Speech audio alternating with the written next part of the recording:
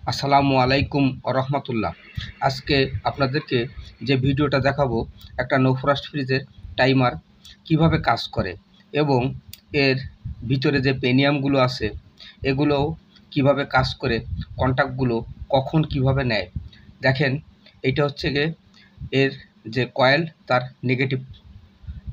Negative connection, এটা আর একটা positive connection এবং মূল টাইমারের পজিটিভ, এটা মোটরের কানেকশন। মোটরের কানেকশন যখন থাকে তখন হিটারের কানেকশন অফ থাকে। দেখেন, এখানে হিটারের কানেকশন অফ অবস্থায় আছে, মোটরের কানেকশন আছে।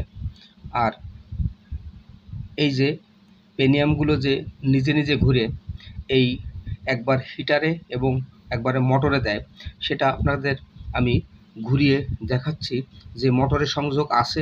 ভালো করে খেয়াল করেন। এখন এই যে ঘুরায় দিচ্ছি, এই যে দেখুন হিটারের এই যে সংযোগ হয়ে গেল। এটা হচ্ছে সে নিজে নিজে করবে। তাই আমি আপনাদের বোঝানোর জন্য, এই ভিডিওতে দেখানোর জন্য, দেখেন এখন সে হিটারের সংযোগে আছে।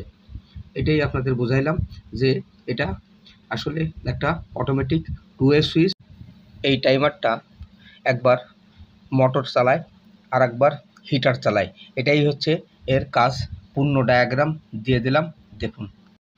বন্ধুরা, আমার এই ভিডিওটা যদি আপনাদের ভালো লাগে তাহলে চ্যানেলটি সাবস্ক্রাইব করে আমার পাশে থাকবেন, আমার জন্য দোয়া করবেন। আশা করি আগামী ভিডিওতে আপনাদের সাথে আবার দেখা হবে। আজকে পর্যন্ত আসসালামু আলাইকুম ওয়া রাহমাতুল্লাহ।